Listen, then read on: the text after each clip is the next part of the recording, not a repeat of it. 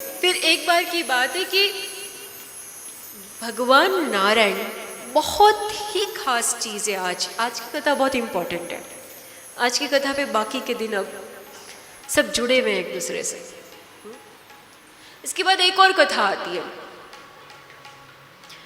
एक बार नारायण विश्राम कर रहे थे, सो रहे थे। ये हम सब जानते हैं, कथांगन तक बैठे हैं तो ब्रह्मा विष्णु महेश 3 देवता हैं। ब्रह्मा जो है वो सृष्टि का बनाते हैं, उत्पन्न करते हैं। अंग्रेजी में जैसे कहते हैं he is a creator, creative, हाँ, सृजन करते हैं। दूसरा नारायण पालन करते हैं। तीसरा शंकर जो हनन करते हैं, संहार करते हैं। तो एक पैदा कर रहा है, एक पाल रहा है और एक मार रहा है। इस तरह से सृष्टि का चक्र चल रहा है। लेकिन इसके बाद भी इसके ऊपर भी कोई और सत्ता है। वो कौन सी है और वो कैसी है? तो यहाँ पे भगवती की महिमा का वर्णन आता है कि भगवती ही वो सत्ता है जिसके भीतर ऐसे अनेकों ब्रह्मा विष्णु और महेश है। उसकी नाखून की नोक में ही अनेकों ब्रह्मांड हैं। तो साक्षात जो भगवती त्रिपुर सुंदरी यहाँ विराजी है, वो क्या है उसका अंदाज़ा आप लगाने की कोशिश कर सकते हैं। लगा कोई नहीं सकता।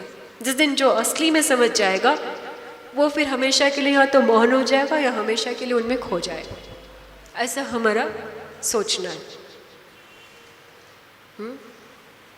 इनका जो पार पाले वो बहुत दिव्य हो जाता है। तो नारायण एक बार आराम कर रहे थे।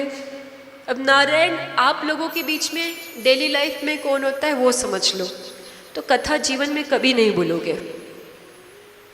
डेली लाइफ में नारायण होता है ब्रेड विनर, यानी जो कमा के लाता है, घर का पालन करता है। नारायण पालन करता है। पालना के लिए वो बाहर जाके काम करता है, कमा के लाता है और उसकी नारायणी उसको चलाती है। वो जो लेकर आता है उसको, घर को, गृहस्थी को चढ़ाती है। इस तरीके से ये नारायण सब अपनी शक्तियों के साथ है ही। ये नारायण है। तो आपके घर में जो व्यक्ति कमा रहा है उसको हल्के में ना ले, वो आपके घर का नारायण है, नारायण का स्वरूप है। देखो आपके आस ही पास सब देवी देवता है। सिर्फ समझ लो कि कौन किस रूप में है। कभी किसी को अपशब्द नहीं कहोगे और इतना प्रेम और सौहार्द हो जाएगा कि जीवन ऐसे ही मधुर हो जाएगा। क्लेश पृथ्वी से मिट जाएगा ये हम समझ जाए सब। तो सब ये तो लोकाचार में फिर उसके अनुसार चलना पड़ता है। उनके कान से मैल निकला। अई नारायण रहते कहाँ है? क्षीर सागर में। सागर कैसा होता है? खारा। इसका पानी आप पी नहीं सकते, लेकिन इसको सुखा के नमक बनाते हो और उस नमक के बिना भोजन स्वादिष्ट नहीं लगता। एक एक बात का अर्थ है। सागर के बदले नदी भी हो सकती थी और सागर मीठा, नदी खारी भी हो सकती थी, पर ऐसा नहीं। हमारी भगवती सुपर क्रिएटर है। उसने एक एक चीज को जो सोच के बनाया है, बहुत व्यवस्थित बनाया है सारी सत्ता को। तो खारे बेद में रहना यानी जहां पर एक पालन करता रहता है उसके आसपास आप ये सोचे कि उसे मीठा ही मीठा हो, तो ये मुमकिन नहीं है। वहाँ नमकीन मिलेगा, वहाँ कर्कशता मिलेगी, वहाँ तनाव मिलेगा, लेकिन और कैसे मिलेगा? उस पर शैया कौन सी है? शेषनाग की। हर समय आप एक ऐसे अनेकों फंड वाले सर्प के पास हो, यानी संसार में हर पल इस तरीके से पाप और ताप आपके आसपास है और उसकी शैया पर आप बैठे हो। जहां एक कर्म उदित हो गया उसका फल लग जाएगा।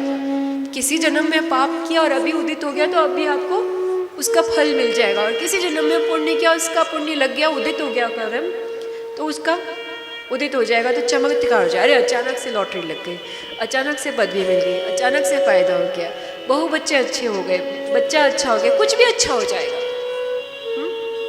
ये सब कर्मों के फल। तो नारायण कहाँ रहता है? ये माताएं, बहनें और भैया लोग सबके लिए इम्पोर्टेंट है, क्योंकि जब नारायण की बात करें तो नारायण ही अपने आप है। यानी किसी भी समाज में, किसी भी घर के अंदर जो मुख्य पुरुष और स्त्री यानी कि पति और पत्नी जो उस घर के पालन करता है, जो नारायण है, उनको कितना सतर्क होकर जीवन जीना पड़ता है, ये वो बता रहा है। जरा सी चूक हुई यानी जहर जीवन में। ऐसी शैया के ऊपर नारायण आराम से लेटे हैं। पेशेंस ऐसा होना चाहिए।